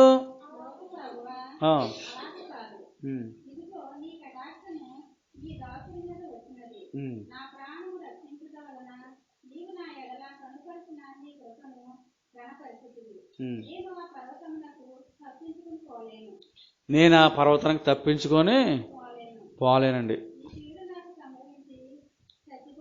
ఏమంటే ఇప్పుడు ఆయన అప్పగించిన భారం ఎలాంటిది? పర్వతానికి ఎక్కమన్నాడు. బరువా సులువది? ఏమంటే బరువా సులువా? కొండ ఎక్కమంటున్నాడు ఆయన. బరువా సులువా? బరువే. ఎందుకంత బరువు పెట్టాడు? అంత కొండ ఎక్కమంటున్నాడు ఎందుకైనా? మన మేలు కొరకే. అంటే ఆయనకి గొప్ప స్థితిలో తీసుకెళ్తామని ఆయన కోరిక అనమాట, దేవుడి కోరిక. అయితే ఈయనేం కోరుకుంటున్నాడు ఇప్పుడు? చిన్న భారం కోరుకుంటున్నాడు. అంత భారం నేను మోయలేను, అంత భారం నాకు వద్దు. పక్కన ఏముంది? చిన్న ఊరుంది, సోయర్ అనే చిన్న ఊరుంది.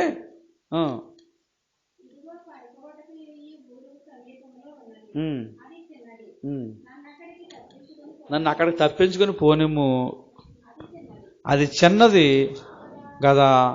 చూసారు ఏమంటున్నాడు? చిన్నది చిన్నది చిన్నది. ఏం కోరుకుంటున్నాడు ఇప్పుడు ఆయన? చిన్నది కోరుకుంటున్నాడు. ఆయన ఏమంటున్నాడు? పెద్దది తనది, చిన్నది కోరుకుంటున్నాడు. అది చాలా మంది ఏం కోరుకుంటారు చెప్పండి? ఆయన మనకి ఉన్నతమైన స్థితికి తీసుకెళ్తారు, మనం చూస్తుంటే ఆయన చిన్నదే కోరుకుంటారు చాలా మంది. ఇది చిన్న చాలండి అంటూ ఉంటారు. దేవుడు గొప్ప స్థితిలో తీసుకెళ్తానికి ప్రయత్నం చేస్తారండి. కొంతమంది పరలోకం వెళ్తే చాలండి, ఏదో మూల కూర్చుంటే చాలండి అంటారు కొంతమంది. ఆయన ఏం కోరిక? ఎక్కడ కూర్చోవాలండి ఆయన కోరిక? ఆయన పక్కన కూర్చోవాలని కోరిక. ఏమండి? ఆయన పక్కన కూర్చోబెట్టుకోవాలని ఆయన కోరిక. కొంతమంది ఏమంటారు? పక్కన ఎందుకంటే ఏదో మూల ఎక్కడ కూర్చుంటారండి, ఆ చివరి కూర్చుంటారని కొంతమంది అంటారు. దేవుడు కోరిక ఏంటంటే మనం పాడపడుకుంటాం, రక్షకానా వందనాలు.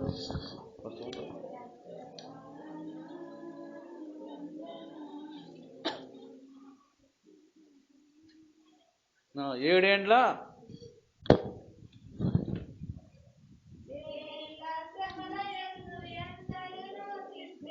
దానిపైన శరణం. పెండ్లి విందు నందు వధువు పీఠముని చెంత నుండు, పెండ్లి విందు నందు వధువు పీఠముని చెంత నుండు, రక్షకానా వందనాలు శ్రీ రక్షకానా. నేను చేయలేనివన్నీ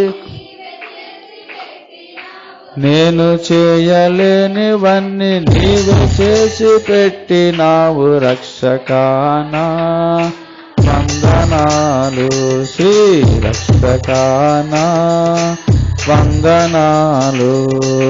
యేసుక్రీస్తు ప్రభువా నిన్ను ఏమని స్తుతింపగలను, ప్రభువా నిన్ను ఏమని స్తుతింపగలను, రక్షకానా వందనాలు శ్రీ రక్షకానా.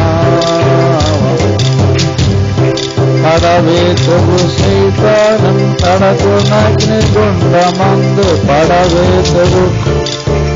కడకునగ్నిగుండమందు, రక్షకానా వందనాలు శ్రీ రక్షకానా.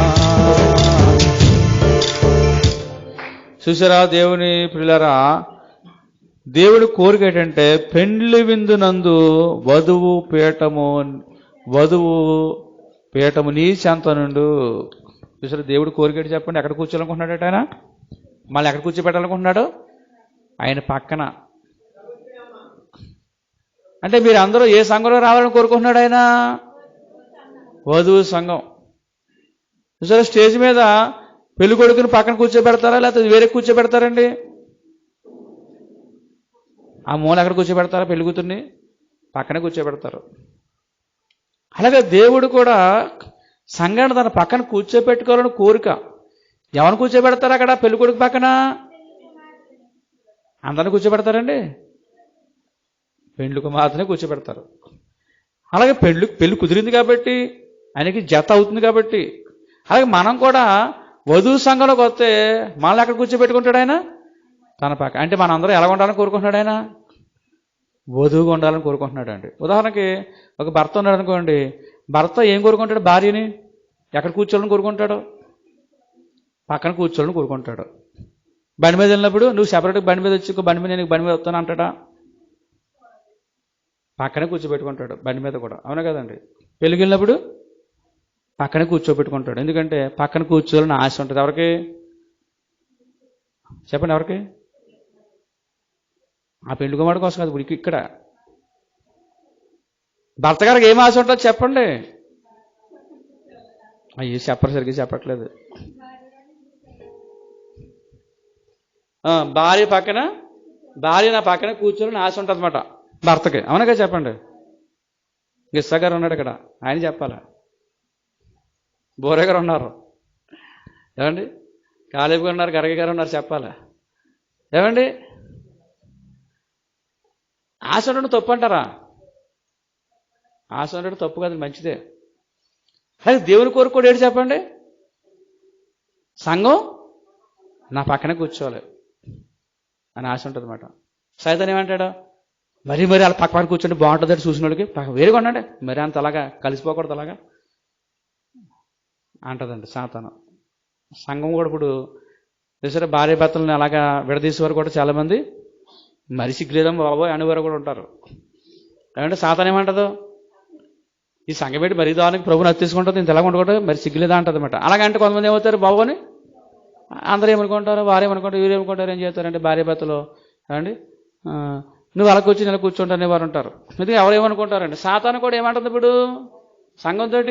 నువ్వు మరీ అంత అత్తిపోతే ప్రభుతోటి లోకం ఎగతాలు చేస్తుంది కదా, మనల్ని ఎగతాలు చేస్తుంది కదండి.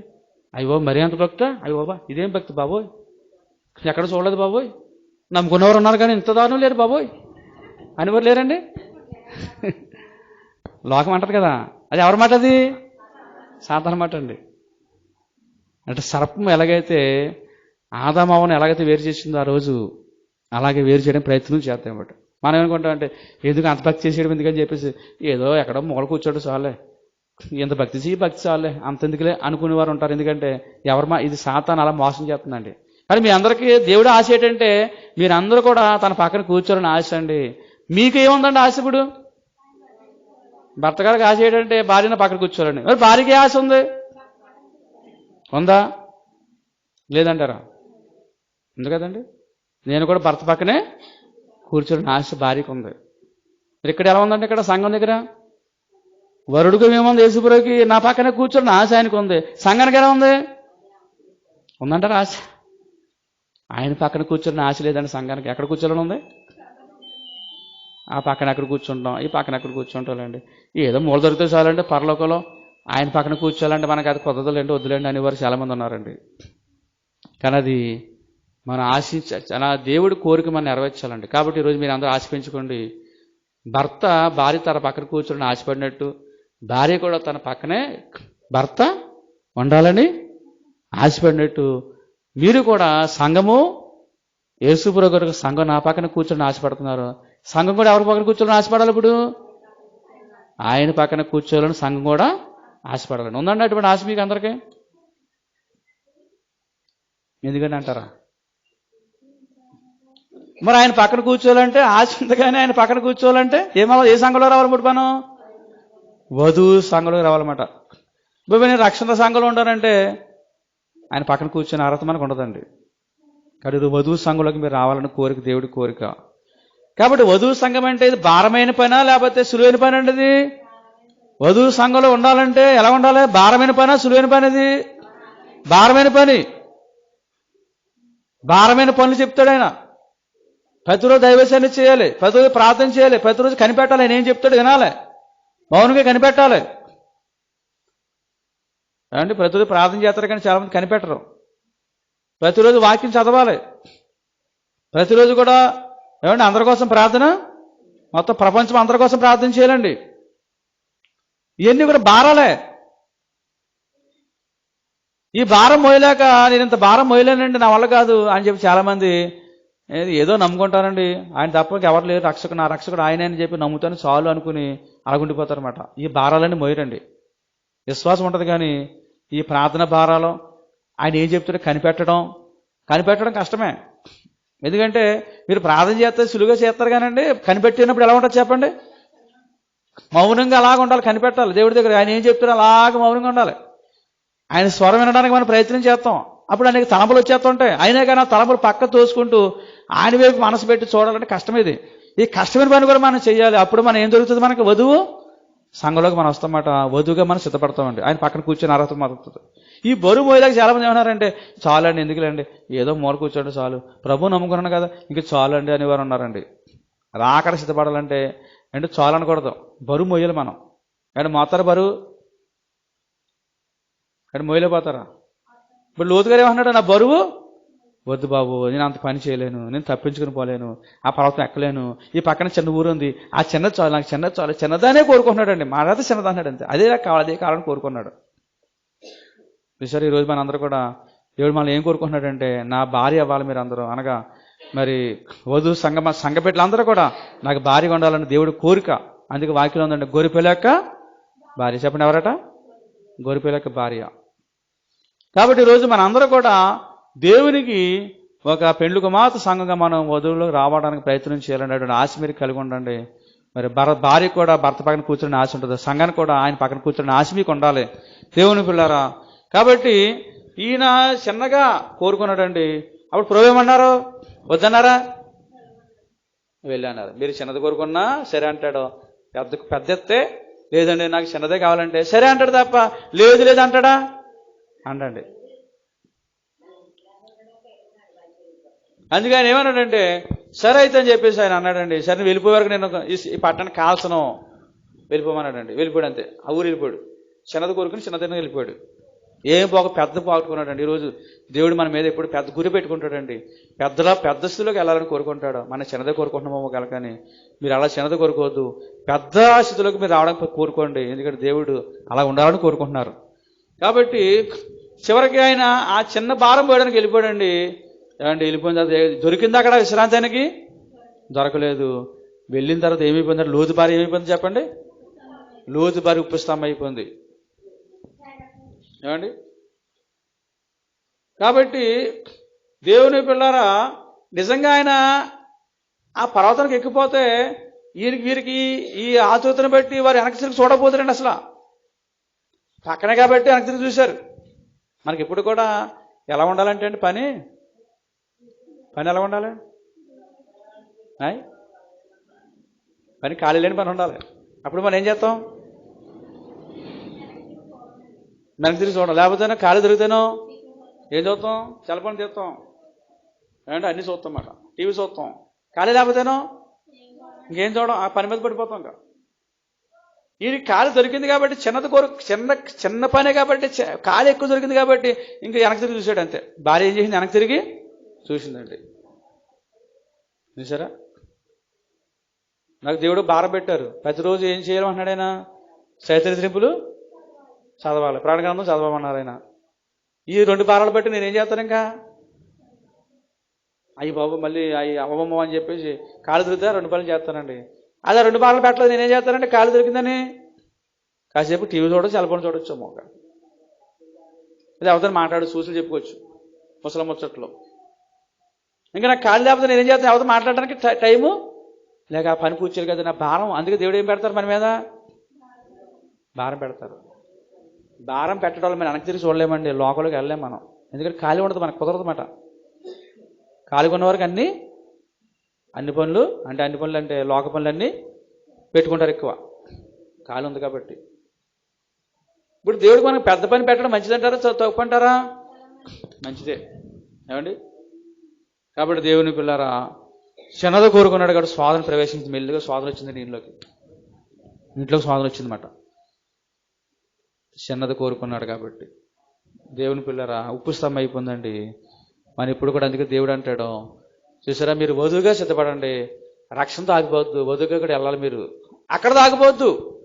ప్రభుని నమ్ముకొని అక్కడితో మీరు ఆగిపోవద్దు, మళ్ళీ వధువుగా మీరు సిద్ధపడాలి. ఎందుకన్నాడంటే రక్షణతో ఆగిపోతే ఏమొచ్చి చెప్పండి, ఇంకా నేను ప్రభుని నమ్ముకున్నాను, బాప్తిని చేసుకున్నాను, ఇంకా నాకేటని చెప్పేసి మన చెల్లిగా అన్ని పనులు అంటే లోకల్ పడిపోయే అవకాశం ఉంటుంది అన్నమాట. వధువుగా సిద్ధపడే వారికి ఏముంటుందంటే ప్రతిరోజు క్రమాలు చేయాలి, ప్రతిరోజు బైబిల్ చదవాలి, ప్రతిరోజు ప్రార్థన చేయాలి, అందరి కోసం ప్రతిరోజు కనిపెట్టాలి. ఈ పనులకే మనకి టైం సరిపోతుంటారా? సరిపోద్ది. ఇంకా వీటికి సరిపోద్ది మనకి. ఇంకా అదే ఈ పనులు పెట్టలేదనుకోండి, ప్రభు నమ్ముకున్న విశ్వాసం అంటే చాలదా, నీ విశ్వాసం నేను కాపాడుతాను, నీ విశ్వాసం ఉంది కదా, ఇంక చాలా నీకు ఏం చేయాలని చెప్పేసి ఇంకా ప్రార్థన చేయం, ఏం చేయం. ఈ ప్రార్థన లేకపోవడంతో, ఈ పనులు లేకపోవడంతో మనం ఏం చేస్తామంటే ఇంకా ఆ సీరియల్ చూడటమో. ఈరోజు సంఘం అంతా ఏం చేస్తుంది, ఎక్కువ సీరియల్ చూస్తుంటుందండి. ఎందుకంటే ఖాళీ ఉంది కాబట్టి. ఖాళీ లేకపోతేనో టైం లేక ఏం చేస్తారంటే ఇంకా అత్తమాని ఆ దేవుడి పనిలో ఉండిపోతారన్నమాట. ఇక్కడ భారం పెట్టడం మంచిదేనండి, భారం వద్దనకూడదు. చిన్న భారం కోరుకుంటే శోధన వస్తుందండి కంపల్సరీ. అది పెద్ద భారం పెట్టాలి. అందుకే దొరవ అంటారు, మీరు రక్షణ పొందడమే కాదు, తర్వాత ఎక్కడికి వెళ్ళాలి, మీరు రాకడ కూడా మీరు సిద్ధపడాలి, వధువుగా మీరు సిద్ధపడాలంటాడు ఆయన. అందుకే బయలు మిషన్ వచ్చింది. దేవునికి స్తోత్రం. ఇప్పుడు తర్వాత ఏమైందంటే వీరు అండి వెళ్ళాడు కానీ అక్కడ శోధన వచ్చింది, దాన్ని బట్టి ఉండలేకపోయాట ఊర్లో. అందుకని ఏముంది వాక్యంలో, ఆయన లోతు సోయరుకు వచ్చినప్పుడు ఆ దేశమున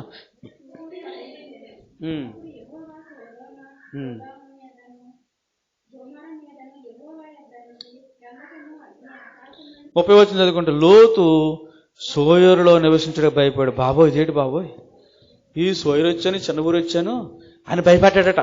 దేవునికి స్తోత్రం, హల్లెలూయా. మరణాత మరణాత మరణాత భయపడ్డాడటండి. భయం వేసిందంట. చిన్నదెత్త భయం ఎత్తదండి.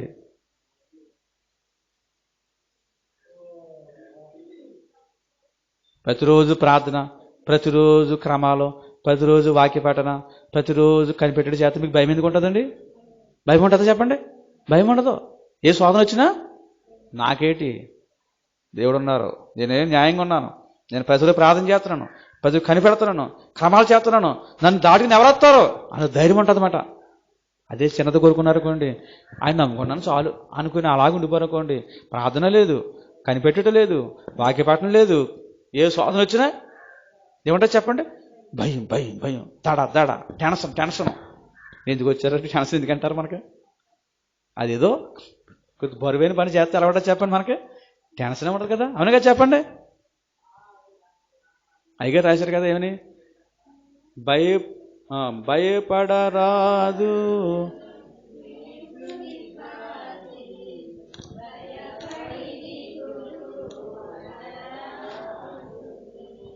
పాటలు, ప్రార్థన, వాక్య పఠనము, దాటియవు శుభవార్త ప్రకటనలు, దీటగు కానుకలు తెచ్చు సమర్పణ, నీటుగా చేసిన నిలబడగలవు. లోటు లేక ఈ ఆచారములను మేటి అనగా నీవు చేయుచుండగా, వీటినెల్ల నడ్డగించి నిజముగా దాటి మీదకి కీడు రాగలదా? చూసారా, లోటు లేకుండా ఈ ఆచారాలన్నీ మీరు చేస్తే వీటిని అడ్డగించి మీద కీడు రాగలదా? రాదు. ప్రతిరోజు పాటలు పాడుకోవడం, ప్రార్థన చేసుకోవడం, వాక్యం చదువుకోవడం, అంటే దేవుడి కోసం అనేక మందికి మనం చెప్పొచ్చు శుభార్త, కానుకలు తేవడం, దేవుడికి సమర్పణ చేసుకోవడం, అంటే కనిపెట్టడం, ఎన్ని మనం చేస్తే నీట్గా చేస్తే నిలబడగలవు. వీటిని అడ్డగించి మీ దగ్గర ఎవరైనా వస్తారా? కీడు వస్తుందా? రాదు. లోటు లేకుండా చేస్తే మీకు కీడు వస్తుందా? రాదండి. ఇన్ని గోళ్ళకి పైకి చుట్టూ కట్టేసుకుంటే మీ మీదకి ఏమవుతుందండి? రాదు. లేదని ఆయన నమ్ముకున్నాను చాలు కదా అని అలాగే శుభ్రంగా ముసిగేసి పడుకున్నారనుకోండి, ఏమండి ఆయన నమ్ముకున్నాను కదా, అంతగానే ఉందండి, నమ్ముకున్నాను కదా, బాప్తిసం తీసుకున్నాను కదా, ఇంకేంటండి అనుకుంటే మాత్రం ఏమి చేయకపోతే మాత్రం కీళ్ళు వస్తాయన్నమాట. అందుకే ప్రభు భారం చూసారా, అందుకే యవన కాలంలో కాడి మోయట నరునికి మేలు. మన మహోత్సవాలకి అరసప్రవేణు వారు బ్యాచ్ అంతా కూడా మన సేవకుల కింద అభిషేకం పొందిన బ్యాచ్ అంతా కూడా మన పని చేశారండి బాగా అక్కడ. ఈ పని చేసినప్పుడు ఒక ఆయన అన్నాడు, అబ్బాయి చాలా బరువు అండి బాబు, మొయ్యిలో పోయిన చాలా బరువు, చాలా పని ఎక్కువైపోయింది అండి, చాలా పని ఎక్కువైపోయింది, చేయిలు లాగేసినాడు అన్నాడు. అంటే ఆ బరువైన పని, ఆ బరువు మోయడం, ఎందుకంటే యవ్వన కాలమైన కాడి మోయడం నరునికి మేలు. దానివల్ల ఎంత మేలు చెప్పండి? చాలా మేలు. నా కాడి ఎలా ఉంటుందట? నా బరువు తేలిక సులువు. మొత్తం ఎలా ఉంటుంది చెప్పండి? తేలికైపోతాయి. చూస్తే మాత్రం అయ్యి బాబు. మన ఇస్సాక్ గారు చెప్తున్నాడు, ఇస్సాక్ గారు అనుకుంటాను, పైకి ఏం కనబడి ముళ్ళులట, ఈత ముళ్ళులట, అది గుచ్చుకుంటే మళ్ళీ కాలు చీల్చుకుని బయటకు వచ్చేస్తుందండి. అలాంటి ముళ్ళు చూస్తే నడు అన్నారట. నడితే ఏమైపోయినాయట చెప్పండి? ఏమైపోయినాయి? పూలు అయిపోయినాయట. నడిచికొలది పూలు అయిపోయినాయట. చూడటానికి ఎలా ఉన్నాయట? చీల్చేసేలాగా ఉన్నాయట. శోధన చీల్చేస్తుందండి. అలాంటి చీల్చేసి శోధనలు వస్తాయి మనకి.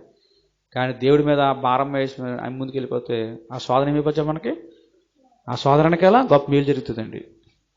కాబట్టి దేవుని ప్రియులారా, కాబట్టి ఈయన ఉప్పు స్తంభం అయిపోయిందండి. భార్య ఆ చిన్నది కోరుకున్నాడు కాబట్టి చిన్న భారం కోరుకున్నాడు, పెద్ద భారం కోరుకోలేకపోయాడు. తర్వాత ఈయన ఇంకా అక్కడ ఉండలాగా భయం వేసేసి భయపడిపోయాడు. ఇంకా పెద్దకి వెళ్ళిపోదాం, పర్వతానికి వెళ్ళిపోదాం అని చెప్పి పర్వతానికి ప్రయాణం అయ్యాడు. పర్వతానికి వెళ్ళిపోయాడండి. పర్వతానికి వెళ్ళిపోయిన తర్వాత అక్కడేం జరిగింది ఇప్పుడు ఏమండి? మరి ఆ పర్వతంలో కూడా కుమార్తెడు ఉప్పు స్తంభాలు అయిపోయారు అక్కడ. అసలు దేవుడు ఎప్పుడు చెప్పాడు రమ్మని, అక్కడికి వెళ్ళమని ఎప్పుడు చెప్పాడు? ఆయన ముందే చెప్పాడు. అక్కడ ఎప్పుడు వెళ్ళాడు? చేతులు గాలాగా ఆకులు పడుకున్నట్టు.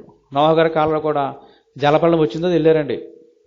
ముందు రమ్మంటే రాలేదు వాడలోకి, అప్పుడు తర్వాత వచ్చారు. తర్వాత ఏడిచాడు ఏసావు. తర్వాత ఎప్పుడూ ఏడిచాడు, అంత అయిపోయింది ఏడిచాడు. ఇప్పుడు ఎప్పుడు చేయవలసి పోయిన అప్పుడే మనం చెయ్యాలండి. టైం దాటిందంటే ఏడొచ్చేస్తుంది. కాబట్టి దేవుని పిల్లరా, లోతు ఇక్కడ శోధన చూసి భయపడి వెళ్ళిపోయాడు తప్ప అండ్ ముందే వెళ్ళలేదండి ఆయన. మీరు కూడా చాలామంది అయ్యి బాబు ఇంక చేస్తానండి బాబు, ఈసారి శోధన చేస్తానంటారండి. కానీ మనం చెప్పినప్పుడు చేత అంత మంచిదండి, చాలా మంచిదన్నమాట. కాబట్టి చివరికి ఏమైపోయారంటే కూతుళ్ళు కూడా ఉప్పు స్తంభాలు అయిపోయారు. కూతురు జీవితాలు పాడైపోయినాయి. చివరికి ఆ వంశమే సమరయుల వంశంలోకి వచ్చారన్నమాట. యూదుల వంశంలో ఉండవలసిన వారు ఏ వంశంలోకి వచ్చారంటే సమరయులు. సమరయులు వస్తుంటే ఎవరో జాగదీశ్వరు కదండి మాట్లాడేవారు. అది సమరస్య ఎక్కడికి వచ్చేది? అందరూ లేనప్పుడు నీళ్ళు తోడుకోనికి వచ్చేది. వారితో ఎవరు మాట్లాడిపోయారు? మా యూదులు వారితో సాంగత్యం చేయరని సమరస్య అంటది. మాతో మీరు సాంగత్యం చేయరు కదండి, యేసుప్రభా నన్ను నీళ్ళు అడుగుతున్నవి అడుగుతుంది. అలాంటి వంశం అయిపోయిందండి సమరయుల వంశం. ఎందుకు అయిపోయిందంటే యూదులో ఉండవలసిన వారు లోతు చేసిన పొరపాటమన్నది. కేవలం లోతు వల్ల ఎంతమంది కుటుంబాన్ని దెబ్బతింది. కాబట్టి ఈరోజు మనం వల్ల కూడా దెబ్బతినకుండా మనం జాగ్రత్త పడాలి. కాబట్టి లోతు చేసిన పని ఏంటంటే ఏమండి, దేవుడు మహిమలో ప్రవేశించలేకపోయాడు. దేవుడు భయం అంటే లేని కుటుంబం అంట. ఆ కుటుంబానికి వెళ్ళి దేవుడు అంటే భయము లేని కుటుంబం. దేవునికి స్తోత్రం. మనందరికి ఏముండాలి చెప్పండి? అబ్రహాం గారికి ఏముంది? దేవుడు అంటే భయం ఉంది కాబట్టి ఏమిచ్చాడట? కొడుకుని బలిచ్చేసాడట. అందుకే ఏమంటాడు దేవుడు? నువ్వు నాకు భయపడేవాడవని దీన్ని బట్టి నాకు తెలిసింది. లోతుకైతేనో భయం లేదు. ఏమండి భయం ఉందా? వెళ్ళమంటే అలా కాదు ప్రభు ఇలా వెళ్ళిపోతాను అంటాడు తప్ప అయిపో దేవుడు చెప్పాడు కదని భయపడితే వెళ్ళాడా అంటే దేవుడు అంటే భయం లేదని. ఈరోజు మనందరికీ ఏముండాలి చెప్ప? దేవుడు అంటే భయం ఉండాలి. ఆ కుటుంబానికి భయం లేదు. వెనక్కి తిరిగి చూడొద్దామంటే ఆమె వెనక్కి తిరిగి చూసింది. ఆమె భార్యకి భయం లేదు, భర్తకే భయం లేదండి, భయం లేదు. కాబట్టి ఈరోజు మనందరూ కూడా దేవుని విషయంలో మనందరూ కూడా జాగ్రత్త కలిగి మరి ఉందాం. మరి లోతు జీవితం చివరికి లోతు ఏమండి మరి ఏమైపోయాడంటే చివరికి మరి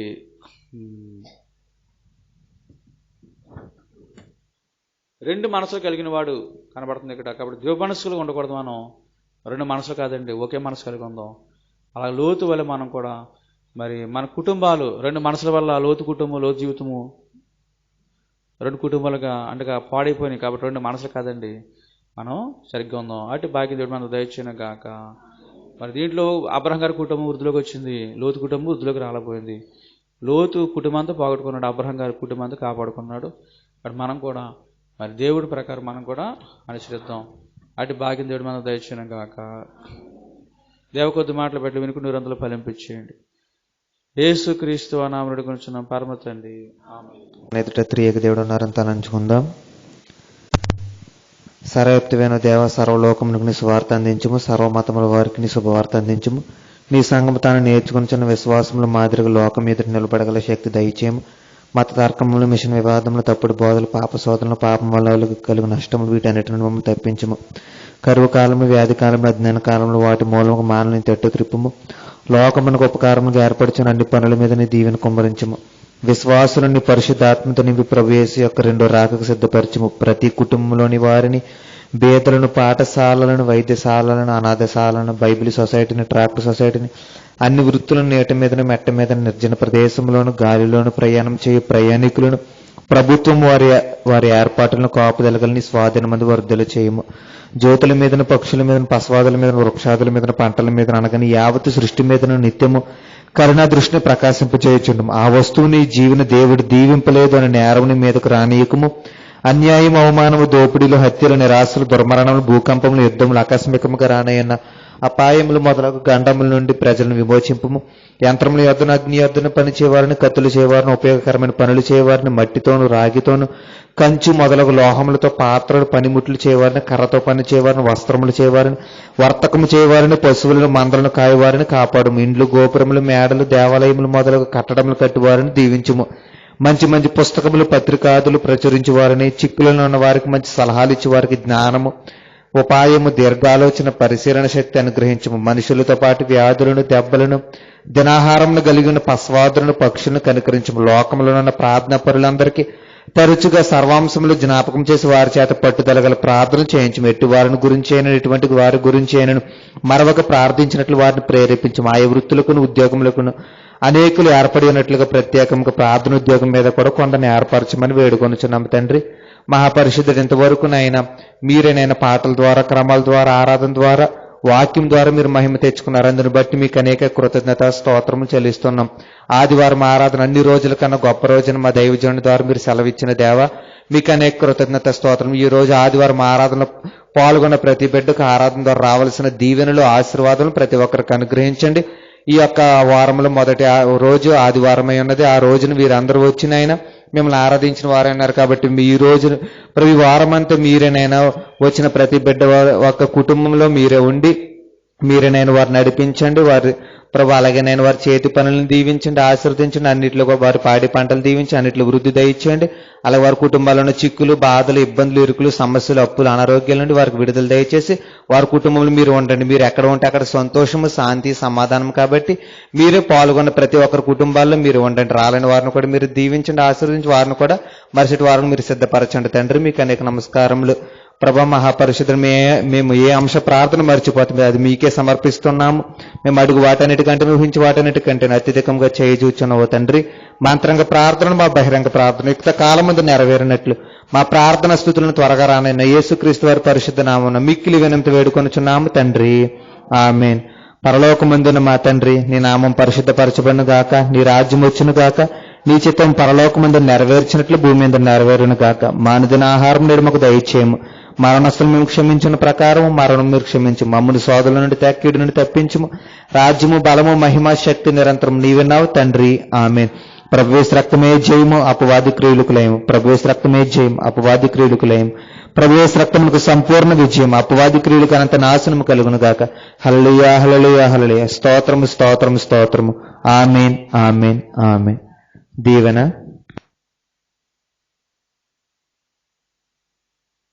నిన్ను ఆశీర్వదించి నిన్ను కాపాడును గాక. యెహోవా నీకు తన సన్నిధి కాంతి ప్రకాశింపజేసి నిన్ను కరుణించును గాక. యెహోవా నీ మీద తన సన్నిధి కాంతి ఉదయింపజేసి నీకు సమాధానము కలగజేయును గాక. ఆమేన్.